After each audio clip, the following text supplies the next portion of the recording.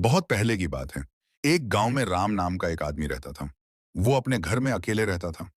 उसके ऊपर कर्जों का भार था, जिसके कारण वो दुखी और परेशान रहता था।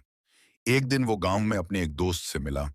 उसने अपनी सारी समस्या अपने दोस्त को बताई। उसके दोस्त ने उसे कहा कि वो कृष्ण जी की मूर्ति घर लाके पूजा करे। इससे उसकी सारी समस्या दूर हो जाएगी।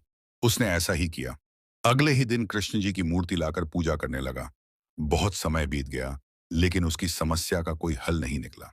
फिर एक दिन वो अपने दूसरे दोस्त से मिला। उसने उसको भी अपनी सारी समस्या बताई। तो उसके दोस्त ने उसे कहा, तुम काली माँ की मूर्ति लाकर पूजा करो, तुम्हारी समस्या जरूर दूर हो जाएगी। मैं भी बहुत परेशान रहता था। मैंने काली माँ की मूर्ति लाकर पूजा किया और सब ठीक हो गया। राम के पास कोई और उपाय नहीं था। उसने सोचा, क्यों ना यह भी करके देख ले। वो काली माँ की मूर्ति लाकर पूजा करने लगा। तभी उसने सोचा, कृष्ण जी को भूख लग गई होगी। मैं रोज उन्हें इसी वक्त भोग लगाता था। वो भोग को उठाकर कृष्ण को खिलाने जा ही रहा था कि कृष्ण जी ने उसका हाथ पकड़ लिया और कहा। मैं यहाँ हूँ, मुझे बहुत भूख लगी है, मुझे कुछ खिलाओ।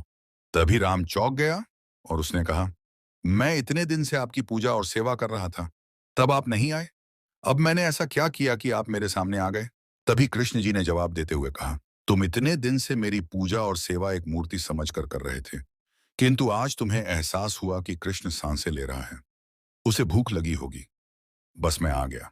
अब बताओ, तुम्हें क्या समस्या है पुत्र? राम ने अपनी सारी समस्या कृष्ण जी को बताई। कृष्ण जी ने उसे आशीर्वाद दिया और कहा, तुम्हारी सारी समस्या दूर हो जाएगी।